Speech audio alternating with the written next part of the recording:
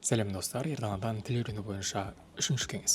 Егер сіздің сөз қорыңыз артпай жатса, немесе сөйлемдеріңіз қате болып, сауатты сөйлеуге жете алмай жүрсеңіз, онда мына бір қолжетімді лайфхак сіз үшін не істейміз? Интернеттегі жаңалық мақалаларын көшіреміз.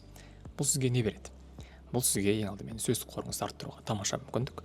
Бұдан кейін сөздің қалай жазылатынын, қандай сөздермен бірге қолданылатынын көру арқылы сіз контекстпен үйрену деген дүниеге қол жеткізесіз. Яғни оны мынандай мағынада қолданса болады, мынандай да мағынада да қолданса болады деген секілді тура және ауыспалы мағыналарынан да хабар ала аласыз. Одан кейін бұрын жаттаған сөздеріңізді, ұмытып қалған сөздеріңізді мақаладан қайтадан көрген кезде ол сіздің жадыңыздың беткі қабатына шығып, есіңізде қайтадан сақталып тұрады. Толымды тексерілген дұрыс сөйлемдерді көшіру арқылы сіз грамматиканы да меңгере бастайсыз. Яғни тілде ол сөйлеу болсын, жазу болсын, ең алдымен сауатты нұсқасы сол жаңалық мақалаларында болады.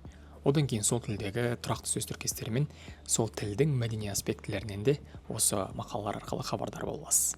Және ең соңғы бөлімі ол әрине сөзді дұрыс жазу, яғни әр әрпін қалтырып кетпей жазу. Мысалы, мен жазған кезде 10 әріп жазып, бірақ оның тек 5-еуін ғана дыбыстайтын француз тілін үйренген кезде France 24 немесе Brut деген секілді сайттардан мақалаларды көшіріп жүрдім, оқып жүрдім. Қазір сізге бір-екі мысалын жазып көрсетейін. Мысалы, мына мақаланың тақырыбында Le président taïwanais se dit prêt à travailler avec la Chine pour ouvrir à la réconciliation деп берілген.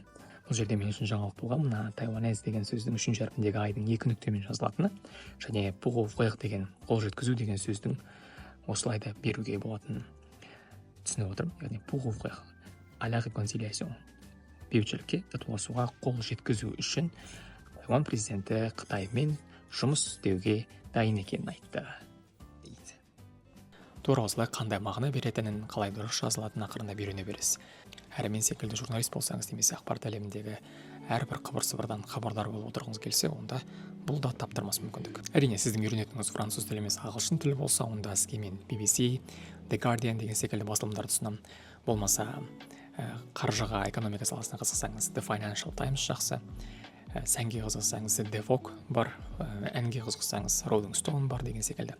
Егер сізге ұнайтын тақырып пен тілге байланысты веб-сайттар табылмай жатсаңыз, онда пікірлер бөліміне жаза кетіңіз, мен сізге көмектесуге тырысамын.